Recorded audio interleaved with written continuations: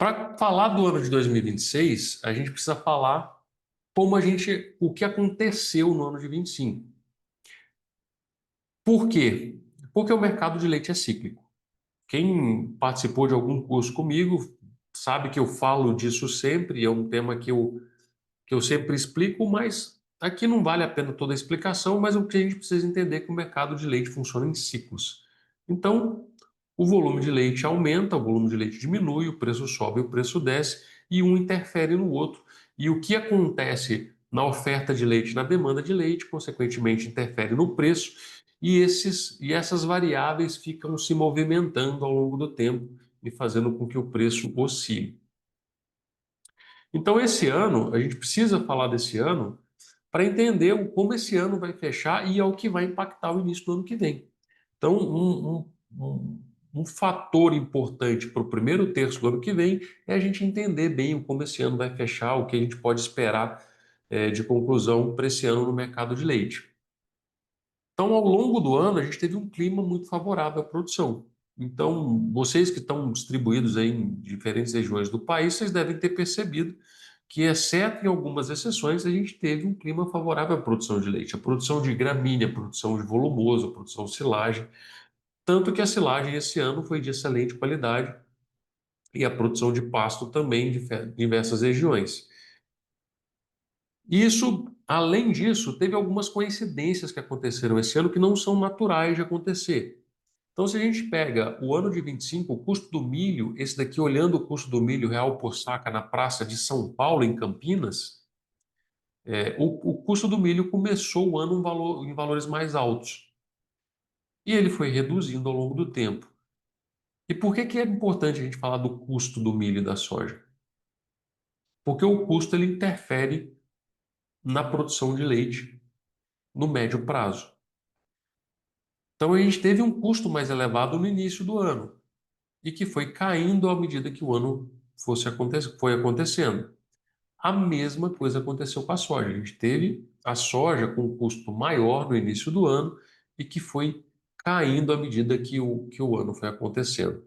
É importante a gente entender que toda vez que a gente tem qualquer, qualquer tipo de produto em que o custo de produção ele fica muito tempo acima do preço pago no produto, isso vai interferir logo ali na frente em redução da oferta daquele produto, inclusive do leite, que é o momento que nós estamos vivendo agora. A gente tem um custo de produção alto, o preço do leite caindo de forma muito agressiva, isso vai interferir no primeiro terço do ano que vem. Mas o que aconteceu no começo desse ano foi um pouco diferente. A gente teve os custos mais altos, mas em contrapartida, nós tivemos também o preço do leite mais alto no primeiro semestre desse ano.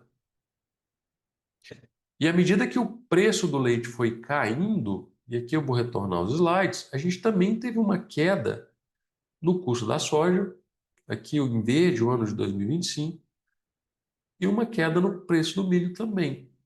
Então, de certa forma, esse ano, para o produtor de leite, teve um certo equilíbrio entre custos e margem até um determinado ponto. Entre custo e preço até um determinado ponto. A gente viu no começo do ano o custo mais alto, mas o preço mais alto. A gente viu o custo caindo e o preço caindo também. Esses dados aqui são da Exalc, são os dados do CPEA, que refletem o mercado de leite, uma média do mercado de leite. Aqui a gente está olhando o mercado de leite de uma forma mais ampla, um pouco mais de longe. Se tiver algum produtor de alguma região muito específica, pode observar, às vezes, um comportamento um pouco diferente, mas na média do mercado foi isso que aconteceu. Então, quando a gente olha essa composição de preço e custo do ano de 2025, a gente tem esse cenário aqui, que esse é um indicador de margem. Então, notem até o momento que eu estou falando de indicadores de preço e indicador de margem. Então, esse é o indicador de margem ao produtor, chama receita menos custo de alimentação. Quem faz esse indicador é o Milk Point. Ele faz uma estimativa da receita do produtor, considerando uma vaca de 20 litros recebendo o preço médio do CPEA Brasil e o custo de alimentação desse animal usando uma quantidade de volumoso e uma quantidade de milho e soja utilizando também os dados do mercado. Então, aqui ele pega uma margem estimada do que seria, uma margem estimada do que seria essa operação, um animal de 20 litros, utilizando essas relações de preço e custo. E aqui mostra que, ao longo do ano, a margem foi mais equilibrada do que o ano anterior. Então, a gente teve o ano começando aqui com valores de 32, aumentou um pouco, começou a cair, depois voltou a subir, e realmente começou a ter uma queda um pouco mais agressiva, que a partir de agosto começou a cair mais, mas ainda assim uma linha muito mais reta de margem ao produtor do que foi no ano passado, que subiu muito aqui, começou muito baixo, começou muito ruim o ano do produtor, cresceu essa margem, depois ela voltou a cair lá na frente. Então, se a gente vai somando esses fatores, né, a gente teve um clima de produção que favoreceu a produção de leite no Brasil. A gente teve a relação entre custo e preço também favorecendo a produção de leite no Brasil. A gente chega no cenário que nós estamos agora. Então, esses dados aqui são do IBGE, e o que, que eles mostram para a gente? Mostram a produção de leite do ano passado, 2024, aqui a zona, essa parte mais azulzinha é a produção em 2024, e em verde aqui a produção em 2025. O IBGE publica esses dados, o oficial, aqui até junho desse ano. Então, até junho desse ano, o IBGE mostrou que o Brasil produziu 6,14% a mais do que o ano passado. Então, olha o tamanho dessa boca de jacaré de volume. E aqui uma estimativa no segundo semestre de um banco que chama Rabobank, colocando a produção do Brasil crescendo ainda 4% no segundo semestre e dando um total de produção do ano de 25 versus o ano de 24, 5% maior. Eu acho que o Rabobank faz uma estimativa até maior do que essa. Se eu não me engano, é 6,18% que o Rabobank coloca. Mas aqui eu fiquei no 5%, mas isso muito para mostrar o quanto a mais de leite o Brasil produziu versus o ano passado. E trazendo um dado importante, o ano passado, o censo do IBGE mostrou que nós produzimos 35,7 bilhões de litros de leite. Já era o recorde de produção, o ano de 24. E em 2025 nós vamos bater mais um recorde de produção. O que isso quer dizer? Quer dizer que tem muito leite no mercado brasileiro. A gente produziu muito mais leite do que os anos anteriores. Também quem fez o meu curso sabe que a gente fala sobre o preço, ele é formado pela interação entre oferta e demanda. Se a gente tem uma demanda constante e a oferta de leite aumentando, o preço vai cair. É o que nós estamos vendo nesse momento. A gente tem uma demanda, a gente tem muito mais oferta do que tinha anteriormente, o preço está caindo de forma muito abrupta. Saiu na sexta-feira agora, quando aconteceu a negociação do leite spot, e o leite spot, para quem não sabe o que é a negociação que acontece entre as indústrias, então ela é um pouco diferente da negociação que acontece com indústria e produtor. Então, o leite spot, geralmente, você fecha volume muito maior. Então, por exemplo, uma indústria vai comprar de outra indústria 200 mil litros de leite por dia. E aí ela já fecha o preço ali e compra esse volume todos os dias durante uma quinzena inteira. Então, é um indicador de preço do que pode acontecer ao produtor muito forte para a gente. E a negociação de spot nessa sexta-feira, saiu os resultados dela ontem, se eu não me engano, mas eu já tinha uma prévia dela, caiu 25 centavos. E a gente viu preços de spot sendo negociado a 1,50 no sul do Brasil e 1,80 no sudeste. Então, é uma queda muito forte, uma queda muito abrupta, reforçando isso que eu estou dizendo para vocês. Então, tem muito leite disponível no mercado. Felipe, Oi, desculpa. Só para entender a dinâmica da aula aqui, a gente pode fazer pergunta agora, no final, ou não é o objetivo hoje da aula? fazer Cara, algum... a hora que vocês quiserem. Como a gente está com 20 e poucas pessoas na sala, então, assim, se ficar muito barulhento, a gente, a gente muda a dinâmica. Mas se vocês quiserem perguntar, vamos bater um papo aqui, vamos transformar isso numa conversa. Pode perguntar, cara, manda bala aí. Tá? A minha dúvida seria o seguinte, por exemplo, quando a gente fala dessa maior oferta de leite, a gente vai mesclar isso como a causa, o clima versus uma rentabilidade maior de 2024, ou tem outros fatores além desses também? Com certeza teve outros. Com certeza teve outros. Mas é importante, Douglas, é o próximo slide, eu acho que é a sua pergunta, eu vou responder ela. Mas o importante é a gente entender que, assim, historicamente no Brasil, o que manda no preço é a oferta. Seja ela interna ou externa, é a oferta de leite total no mercado brasileiro é o que manda no preço. Exceto alguns eventos que aconteceram e que eles geralmente acontecem de 2 em 2 anos, em anos pares. Então, vou te trazer alguns. Então, assim, em 2014, a gente teve um evento que nós exportamos muito leite para a Venezuela. Isso fez nossa demanda aumentar muito e, consequentemente, o preço estourou. Em 2016, a gente teve uma redução na oferta de leite devido ao custo de produção do ano anterior. Em 2018, a gente teve a greve dos caminhoneiros.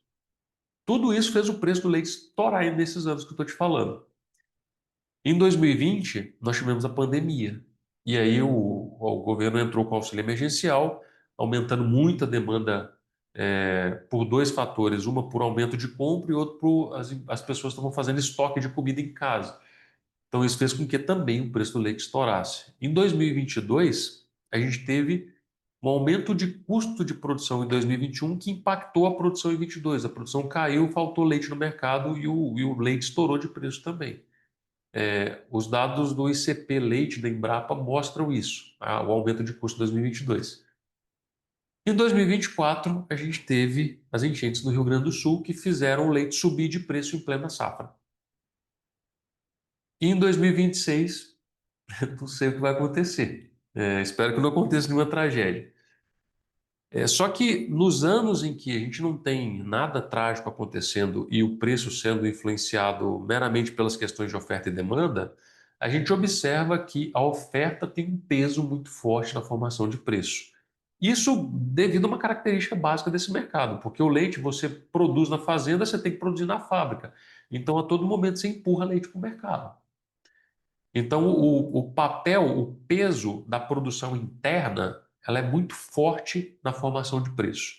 Só que não dá para a gente ignorar o fato das importações de leite, o saldo da balança comercial, o tanto que entra de leite menos que o sai, a partir do ano de 19 começou a ficar muito forte a entrada de leite no Brasil. A gente antes tinha alguns meses o leite equivalente litros de leite, entrando assim, 200 milhões de litros, 150 milhões de litros. Isso era alguns meses antes de 2019. Depois de 2019, isso passou a ser constante. Então, a gente tem 150 milhões de litros entrando quase mensalmente aqui. Em alguns meses é muito acima, alguns meses muito abaixo. No último mês, agora, foi 186 milhões. Ano passado, no mesmo período, foi 204 milhões. Então, assim, é muito leite entrando. Isso com certeza afeta a dinâmica de preço também, e causa um agravamento num problema que já existe. Não sei se eu respondi a sua pergunta, mas o próximo slide eu comentei que eu ia mostrar isso, é justamente sobre esse slide. Beleza, legal. Balança comercial e importação. Então, assim, além de tudo isso, o clima, margem, nós tivemos ainda um volume importado de leite considerável entrando no mercado brasileiro, que faz todo esse cenário se agravar. Então, se a gente olhar a balança comercial esse ano versus o ano passado, o primeiro semestre nós importamos 2% a mais de volume do que o mesmo período do ano passado. E no segundo semestre não completo, no mesmo período versus o mesmo período do ano passado, de julho a setembro, nós importamos menos 14%, olhando o mesmo período, julho a setembro versus julho a setembro do ano passado. Mas o que a gente observa é que no trimestre, nos meses anteriores, a importação foi menor e ela tem ficado cada vez maior agora. Então, pode ser que a gente chegue até o final do ano ainda com um valor de importação versus o ano passado mais igual ou até maior. Mas até o momento são 14% a menos de volume no segundo semestre. E aí, uma questão: se a gente deixa de importar, vamos supor assim, está tendo toda uma movimentação agora dos produtores no Brasil e, enfim, vários políticos aí se envolvendo nisso, de querer barrar uma importação, querer colocar regulamentação em alguns estados de não utilizar o leite em pó para reidratar. Isso nem é possível, tá, gente? Você não pode produzir leite UHT com leite em pó. É uma. Já não segue a regra, tá? Já tem uma RTIQ que fala sobre isso, já não pode fazer. Mas você pode utilizar o leite em pó para, por exemplo, produzir iogurtes e outros produtos. Mas se, por exemplo, a partir de amanhã a gente não importa mais leite em pó, o que vocês acham que vai acontecer com o preço? Assim, eu acho que o preço vai subir, mas eu acho que ele não vai subir porque deixou de importar o leite em pó. Vai ter um pequeno efeito ali. Mas eu acho que ele vai subir porque nós estamos entrando, vai entrar daqui a 2 meses na entre-safra. É natural o preço subir na entre-safra. Aí o que eu acho que vai acontecer? Vai ter alguma coisa barrando a importação de leite, aí o leite vai começar a subir de preço na entre-safra, aí o pessoal resolveu o problema do leite no Brasil. A questão era, era importação. Só que no próximo aperto que tiver muito volume disponível, aí vão virar o canhão por outro lugar, entendeu? Então, assim, eu acho que a importação ela prejudica, ela tem um efeito, mas o problema que a gente tem no Brasil nesse momento não é só a importação. Ele é a combinação de um ano em que a gente produziu muito mais leite do que os anos anteriores, devido a todas as combinações que favoreceram isso, o clima, a, a margem, enfim, tudo isso favoreceu a produção de leite, tanto que a gente está com essa produção nesse momento. E as importações ela vem ali somando ainda com mais volume, ajudando a cair um pouco mais o preço.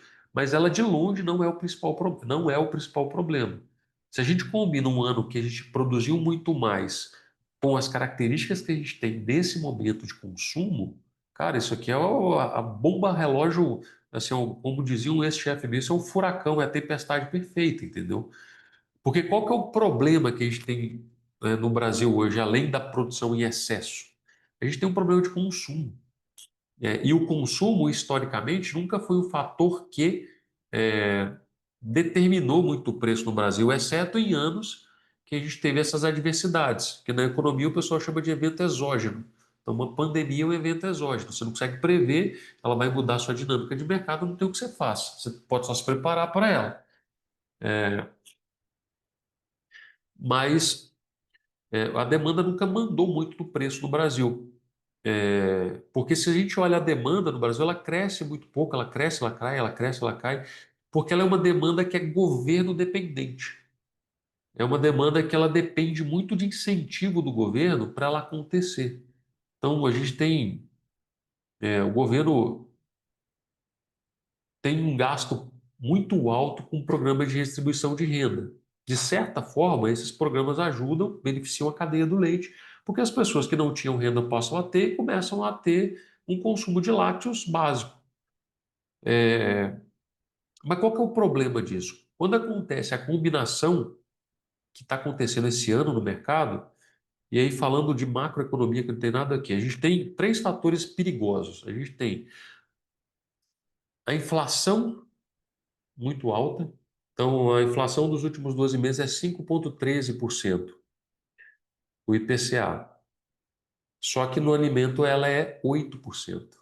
E a inflação ela é a perda de poder, perda de capacidade de compra do consumidor. É a perda de valor do dinheiro ao longo do tempo. Então, você conseguia comprar um tanto ano passado, esse ano você consegue comprar menos porque seu dinheiro perdeu valor. A outra coisa que é os três pontos de combinação perigosos, taxa de juros no Brasil é muito alta. Então, a taxa de juros alta, ela impossibilita, ela acaba prejudicando o consumo. A inflação também prejudica o consumo, a taxa de juros soma isso.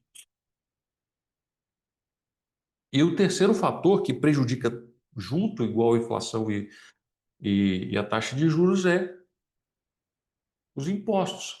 Então, assim, se hoje nós gastamos, tem uma pesquisa do Receita Federal que fala que o brasileiro médio gasta 42,5% do seu dinheiro pagando imposto. Então, assim, você trabalha quase metade do ano para pagar imposto. Se esse dinheiro tivesse na mão das pessoas para elas utilizarem como consumo, a vida seria completamente diferente. Mas não, a gente gasta para pagar imposto. Então, essa combinação perigosa de taxa de juros, inflação e imposto muito alto, ela trouxe a gente no problema que nós estamos agora em relação ao consumo no Brasil. Qual que é a guerra que o governo está travando nesse momento? O governo ele está querendo aumentar os gastos públicos e, para poder fazer o aumento de gastos públicos, ele quer aumentar o imposto para sustentar isso. E já não cabe mais fazer isso, porque assim, está todo mundo no limite, né? Você paga o imposto, a inflação come seu dinheiro, se você tem um financiamento, ou você não consegue pegar dinheiro emprestado, se você não pega um financiamento, fica muito caro. Então, assim, está um sufoco no consumo no Brasil. Não é só no leite, é no varejo de forma geral. Então, assim, tem áreas no varejo que falam em queda de 20% de receita. A área, por exemplo, de vestuário. Então, esse é um problema dessa conjuntura toda. A gente produziu muito leite, tem aí a importação e tem um consumo que está travado, está arrebentando todo mundo. Então, toda essa conjuntura, ela traz ao problema que nós temos hoje, que é o preço do leite caindo de forma muito abrupta, muito rápida, e que vai indicar para a gente como que vai ser, como que vai funcionar o mercado no ano que vem. De novo, o mercado funciona em ciclos. Tem um investidor, eu não sei se ele era matemático, eu não sei qual que era a formação desse cara, ele chama Richard Wyckoff. Ele fez uma teoria de ciclos de mercado, e essa teoria depois foi utilizada por vários outros investidores para analisar mercado de forma geral, e que ela funciona muito bem para o leite. Porque quando a gente pega o preço, assim, em algum momento ele começa a crescer. Ele começa a crescer porque tem ou um aumento de consumo ou uma de redução de oferta que faz com que o preço suba pela negociação que as empresas estão fazendo ali. E o preço subindo atrai novas pessoas a investir naquela atividade. Não, e no leite a gente sabe que uma vaca é muito elástica. Então, assim, uma vaca que produz 15 litros, ela pode produzir 30. Depende do que você dá de boia para ela. Então, pelo leite ter essa capacidade, essa característica de elasticidade de produção, quando a gente vê o mercado escalando o preço, a gente vê o mercado de oferta, os produtores vindo logo atrás ofertando mais, porque tem técnicas para poder aumentar a produção dos animais. Dá mais comida, melhora o manejo, melhora o ambiente, usa somatotropina, enfim, usa várias coisas que a gente consegue lançar mão e utilizar. Só que o fato de ter aumentado a oferta vai fazendo com que o mercado vá se equilibrando. O consumo e a oferta de leite começam a se equilibrar. Até o passo que a oferta ela supera o consumo, supera a demanda e faz com que o mercado comece a cair. Justamente porque tem mais oferta do que demanda. E o preço começa a cair nessa situação. Então, eu estou explicando para vocês a seguinte situação: o preço começa a subir e a oferta de leite aumenta. Quando a oferta de leite chega no seu máximo, provavelmente ela é maior do que o consumo. Isso faz com que o preço do leite comece a descer. E vai descendo ao ponto até começar os produtores começarem a desinvestir, a tirar um pouco o pé da produção, e a oferta de leite começa a cair até o ponto que ela passa a ser menor do que a demanda. E aí começa o ciclo de novo, o leite começando a expandir. Então a gente está nesse momento agora. A gente está nesse momento que a oferta superou em muito a demanda, então isso está mostrando o preço caindo muito. O produtor, nesse momento, qual que é a decisão que ele está tomando? Será que ele está pensando em, vou comprar mais ação e dar mais ação para as vacas, já que eu estou tomando um prejuízo aqui de 20 centavos por mês? Não. O cara está tirando ração, o cara está tirando o máximo de insumo produtivo ali para baixar o prejuízo dele. E essa decisão que ele toma agora, e eu estou falando isso em média das decisões que os produtores estão tomando no Brasil inteiro, essa decisão que ele toma agora é o que vai impactar daqui os próximos 3 meses. Fala, Douglas. Felipe, outra pergunta aqui em relação à importação. O Brasil hoje, em relação à produção e consumo, ele é autossuficiente no leite ou realmente é preciso de importar esse leite que vem de fora? E a segunda pergunta seria se hoje a gente cortasse a nível zero as importações, teria impacto mesmo no mercado em relação à precificação ao produtor? Cara, a primeira pergunta sobre autossuficiência. O mercado brasileiro é muito parecido com o mercado indiano. Tudo que a gente produz, a gente consome, exporta uma miséria.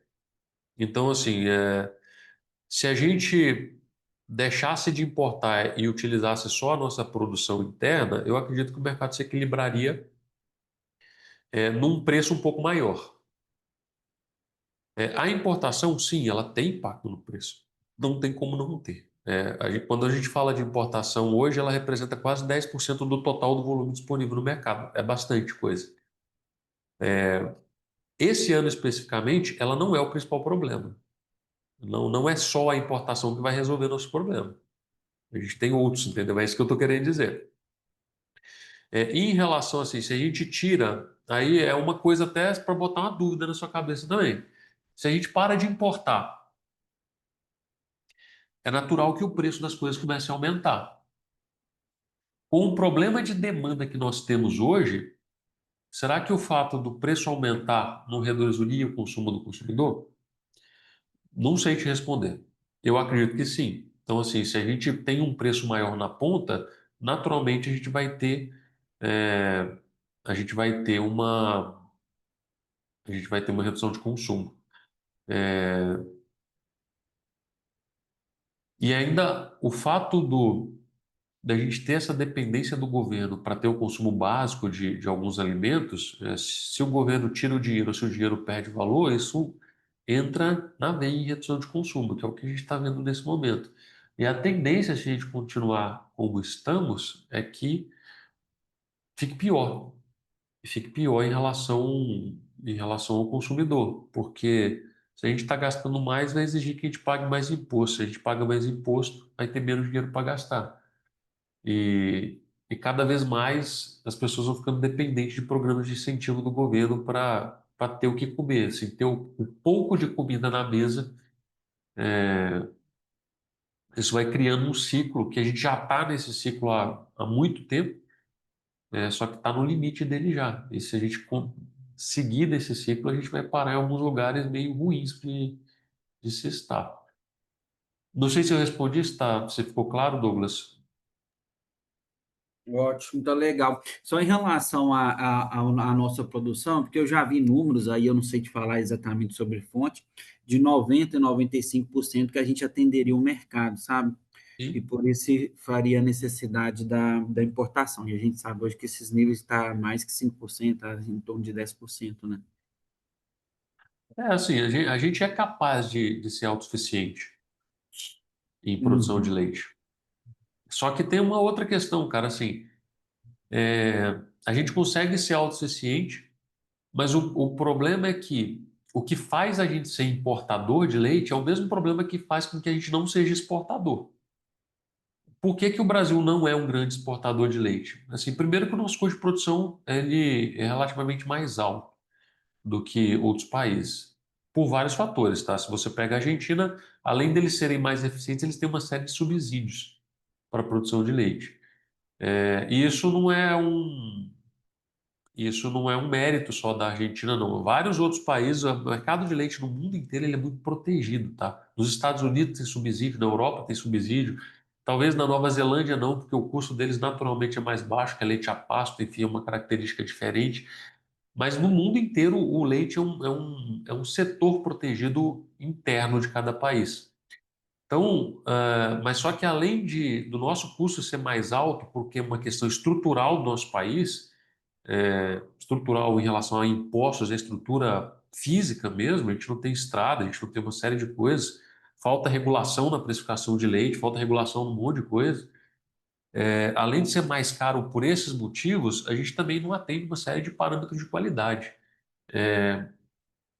Então, quando eu trabalhava na Nestlé, por exemplo, uma das coisas que nós fazíamos era fazer uma certificação na fábrica para ela ser uma potencial exportadora para atender algum outro mercado na América Latina se precisasse. Cara, e era difícil, cara. Era muito complicado, porque assim, a matéria-prima em si não atendia alguns parâmetros, sabe? E para conseguir fazer atender, tinha que fazer assim, uma separação de volume, um trabalho muito forte no campo, que se perdia muito rápido, porque o outro concorrente ia lá comprava o produtor, aí o produtor falava assim, eu vou vender para aquele ali que ele está me pagando 1 centavo a mais e não me cobra nada. E assim, o mercado ia embora, entendeu? Atrapalhava muito. Então, é um mercado que a gente precisa desenvolver muito ainda para poder ser um exportador de leite, né, eficiente, atender a especificação externa e ser mais barato em custo para conseguir botar o nosso leite para fora. Assim, é possível? É. Depende de como a gente incentiva esse mercado para fazer isso acontecer. Eu acredito, como o Felipe, que algumas ações elas acabam indo contra essa dinâmica de deixar esse mercado mais eficiente. Assim, uma das coisas, assim, você deixar de importar leite, você começar a criar barreiras para a chegada do leite interno. Cara, isso nunca vai criar um desafio ao ponto de fazer o nosso produtor ser mais eficiente. Eu não acredito que tem que deixar o produtor de leite morrer, não, pelo amor de Deus, gente. Mas a gente tem que botar um nível de competição para elevar a nossa cadeia ao nível que ela pode chegar. Porque a gente assim, o potencial do Brasil é gigantesco, a gente está muito aquém dele. O produtor brasileiro é muito bom e não usa totalmente o potencial. Justamente porque o nível do desafio é relativamente baixo. E uma outra coisa, bom, vamos continuar aqui, senão eu acabo divagando demais. Uma outra coisa que interfere muito, assim, disponibilidade per capita, a quantidade de leite disponível para a população por dia. Então, aqui quer dizer que esse ano, em todos os meses desse ano, teve mais leite disponível para cada brasileiro tomar do que o ano passado. De novo, a somatória de todos os fatores que fizeram com que a produção fosse maior, mais a importação de leite fez com que isso acontecesse.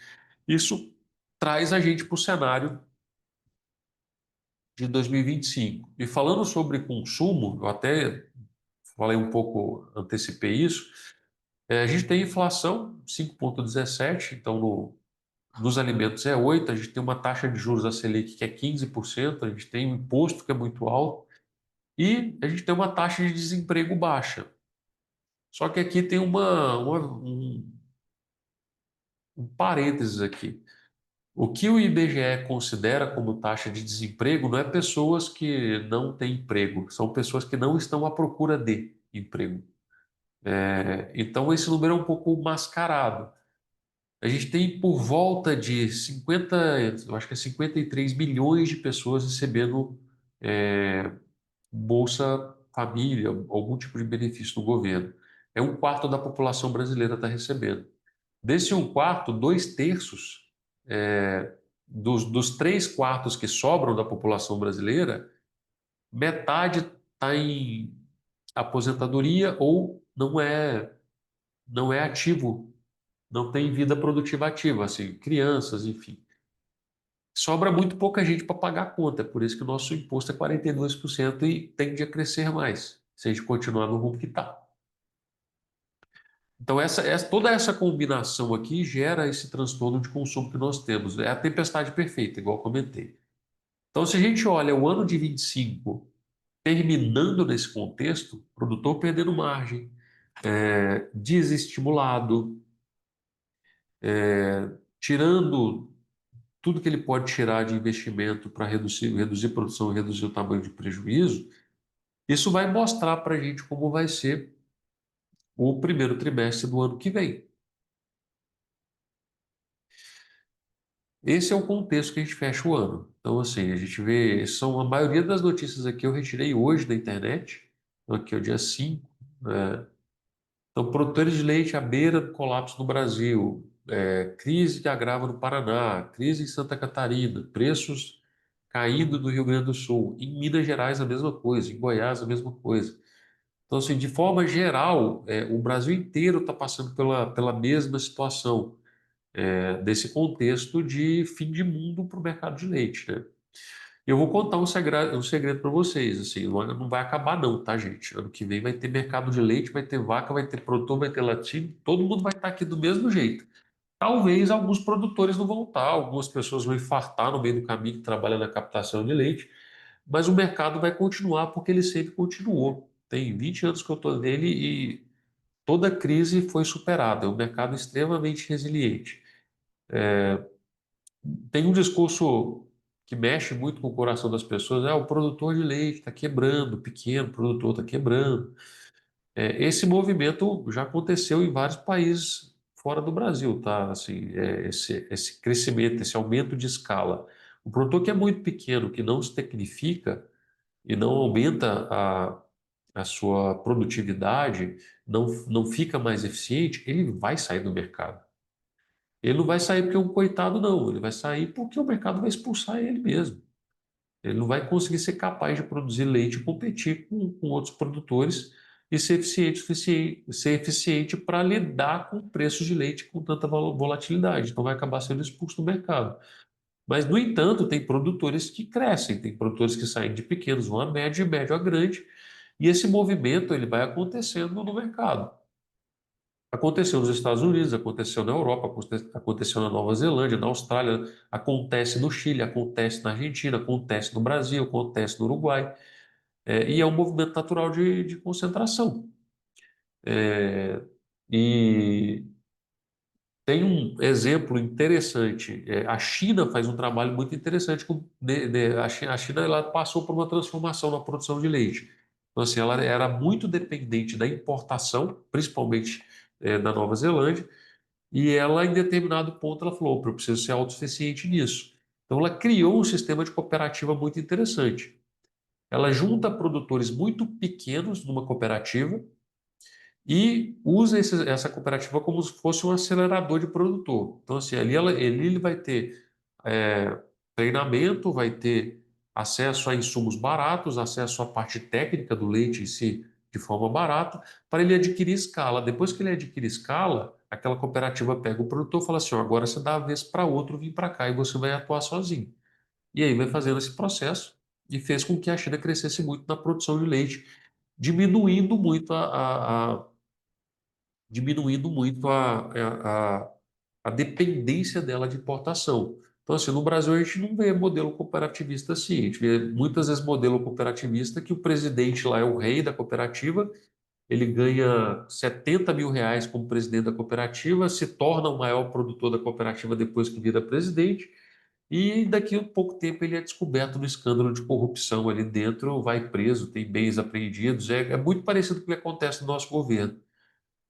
Mas, por outro lado, existem cooperativas que têm um papel muito forte na atuação com o produtor. Começa uma cooperativa pequena no oeste de Santa Catarina, não sei se tem o pessoal dela tá aí, a Cooperflor, mas assim, a cooperativa é um brinco, cara, um brinco. É um negócio que daqui a 10 anos vai ter muito sucesso, vai estar vai estar muito na frente, porque a coisa funciona, a coisa é bem cuidada, é coisa que produtor fazendo por produtor, entendeu? Mas tem outras cooperativas, eu conheço algumas no Paraná que, assim, tá com presidente, diretor financeiro e cúpula do Trovão inteira presa lá com Receita Federal, com Polícia Federal, porque estava fazendo coisa errada. E quem era prejudicado? O produtor de leite fazia parte.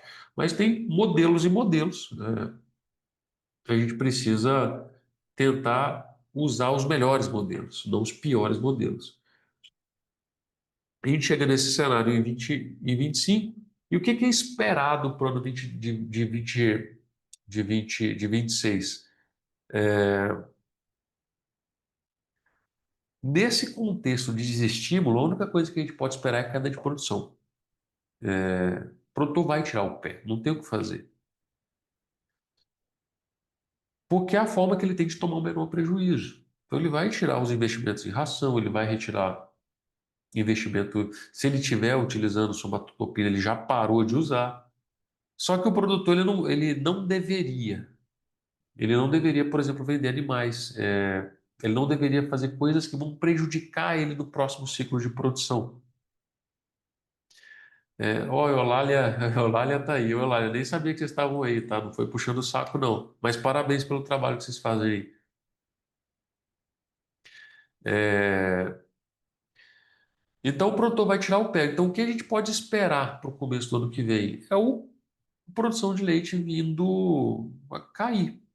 E aqui uma estimativa é que ela, no primeiro trimestre, ela ainda fecha o ano mais alta, fecha janeiro mais alta do que o ano passado, mas que ela já começa a descolar do ano, sendo um pouquinho menor no começo do ano. E aí, lembrando para vocês, se a gente tem a produção caindo e a oferta e a demanda de leite se mantendo constante, o preço tende a subir. Então, pode ser, dependendo do que acontecer na oferta, e aqui eu já estou não fazendo uma previsão, mas fazendo uma estimativa de que pode ser que caia o volume em relação no primeiro trimestre do ano passado versus no primeiro trimestre desse ano, que essa queda de volume começa a estimular os preços a subir novamente. É natural, que durante a entre-safra o volume de leite cresça. A gente tem um segundo fator que a gente precisa monitorar para esse próximo ano, que é os principais exportadores de leite do mundo, eles cresceram na produção esse ano de 2025. Então, assim, os Estados Unidos está crescendo, a Europa está crescendo, a Argentina está crescendo, a Austrália caiu um pouquinho, a Nova Zelândia está crescendo. A Austrália foi a única que caiu. E a USDA e a FAO, elas têm uma estimativa parecida com o crescimento de leite no mundo. Elas falam que o leite está crescendo no mundo por volta de 1% no ano de 2025. É muito volume. E no ano seguinte, elas falam em aumento de 0,6%. E o que que isso quer dizer para a gente? Gente querendo entrar na sala aqui. Isso quer dizer que a gente vai ter mais volume de leite disponível no mundo, de forma geral. E isso pressiona, de certa forma, que o preço do leite internacional caia, que é o que a gente está observando esse ano também. Então, o preço fora do Brasil, aqui é um dado do Global Daily Trade, que é como se fosse uma plataforma de negociação online, mostrando que o preço tem caído de forma agressiva esse ano. Um dos motivos é o mundo inteiro está produzindo mais leite. Não foi uma questão só do Brasil. O mundo inteiro está produzindo mais leite. Então tem mais oferta de leite no mundo. Se o preço lá fora cai, dependendo do preço que tiver internamente do câmbio, pode ser que entre mais leite aqui. Esse é uma coisa que para o ano que vem, aqui não tem, gente, não tem receita de bolo, tá? Mercado de leite, quando você escuta alguém falar assim, ó, vai ser isso por conta disso, vai ser aquilo por conta daquilo, cara, sai de perto. Porque não é receita de bolo. O preço do leite é tanta variável que faz ele ser formado, e essas variáveis, elas têm pesos diferentes, em momentos diferentes, que, que a única forma de você conseguir olhar para frente e planejar alguma coisa é monitorando diariamente. Não tem como você trabalhar com estratégia ou de fazenda ou de laticínios sem fazer um monitoramento. Porque não é receita de bolo, não tem como ser. É muita variável, é muita coisa. Então, aqui o que eu estou querendo dizer para vocês, ó, a gente precisa monitorar a oferta, a produção. E eu estou dizendo que pode ser que caia, porque o produtor está muito desestimulado no terço final do ano. Então, primeira coisa, olha para a oferta de leite, a produção de leite. Como é que você olha isso? Ah, se você é um produtor, no site do CPEA tem lá os dados de captação de leite. Então, mostra lá a evolução da captação ao longo do tempo. Olha como é que seus vizinhos estão produzindo. Você tem notado que todo mundo está produzindo mais leite ou menos leite? Isso te dá uma percepção de volume ofertado na sua região que vai impactar seu preço, porque a dinâmica ali é a mesma para o mercado inteiro, só é micro-regional. Se você é um laticínio, monitora a entrega dos seus volumes, dos produtores ativos. O que é um produtor ativo? É o que estava com você ano passado. Cada vez é mais raro, né? Um produtor passar 2 anos no laticínio só. Mas assim, monitora aqueles produtores que você tem dados para poder analisar, que quanto o cara está produzindo a mais ou a menos em relação ao ano passado. A somatória desses produtores vai te indicar se você está tendo mais ou menos volume, se a produção está mais ou menos estimulada. Então, a gente precisa monitorar isso para entender para que caminho vai indo. Com essa segunda informação, eu estou falando para vocês que o mundo inteiro produziu mais leite. Então, o preço do leite em pó está barato no mundo inteiro. Não só do leite em pó, da manteiga, do queijo, está tudo mais barato. Se tiver mais barato lá fora do que aqui dentro, na hora que a gente internaliza isso usando o câmbio, a gente vai ter de novo um problema com importação no ano que vem. A não ser que a gente tenha alguma medida política esse ano que trave as importações. Eu estou falando com 100% de propriedade que vai entrar mais leite em pó ou outros produtos lácteos ano que vem? Não. Estou falando que é um ponto que precisa ser monitorado porque o preço está barato. O que vai determinar se vai entrar ou não vai ser o preço lá fora, o preço aqui dentro e o câmbio para entrar. Precisa ser monitorado. Isso se não tiver nenhuma medida travando, né? E a gente tem o ano que vem um outro fator que é a eleição. Independente aqui do candidato, tá? A gente tem a eleição no ano passado, do ano que vem, que por ser um ano de eleição, historicamente no Brasil, em ano de eleição, a gente tem aumento de gasto público e aquecimento de consumo. Por quê? Porque se o povo tem dinheiro para comprar comida, moçada, tá tudo certo, ninguém se preocupa com nada, entendeu? E além disso, tem Copa do Mundo. Então, assim, se o povo tem dinheiro para comprar comida, ver televisão e tomar uma cerveja vendo jogo de futebol, tá tudo certo. E para propiciar isso para o povo, é natural que a gente veja algumas medidas do governo aumentando o gasto público. Isso, no curtíssimo prazo, beneficia o mercado de lácteo. Porque você injeta dinheiro, o povo consome mais, aumenta o consumo de lácteo. No médio e no longo prazo é que isso vai trazer problema para a gente. Porque vai causar cenários igual nós estamos passando nesse momento agora. Então, o que a gente espera em relação à economia do ano que vem? Primeiro, já existe uma especulação sobre redução de taxa de juros. E isso, de certa forma, acaba aquecendo o consumo. É natural que, em todo esse contexto, a taxa de desemprego continua mais baixa. Então, lembra que o desemprego no Brasil não é quem está desempregado, é quem não está à procura de emprego. Então, mesmo os dados ali mostrando que o desemprego é baixo, tem um pega-peão aí no meio do caminho.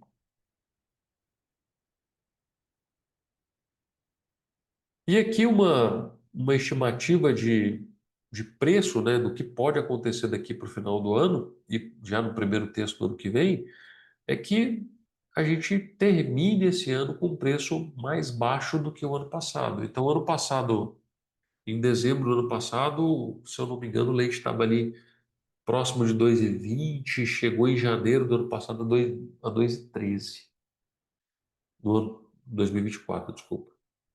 E pode ser que a gente termine o ano abaixo disso, uns 2,10. Só que com tanto desestímulo, pode ser que o volume comece a cair tanto que estimule o preço a subir novamente. A gente teria uma curva de preço subindo.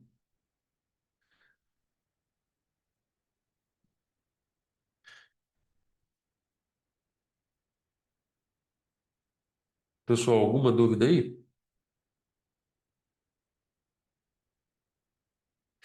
Então, pessoal, assim, o que eu disse até agora, assim, monitorar esse mercado é importante. Aqui eu tentei resumir o máximo as coisas que são importantes, que estão acontecendo nesse momento, mas se a gente fosse parar para analisar, tem muitas outras variáveis que a gente precisa ver para tomar uma boa decisão.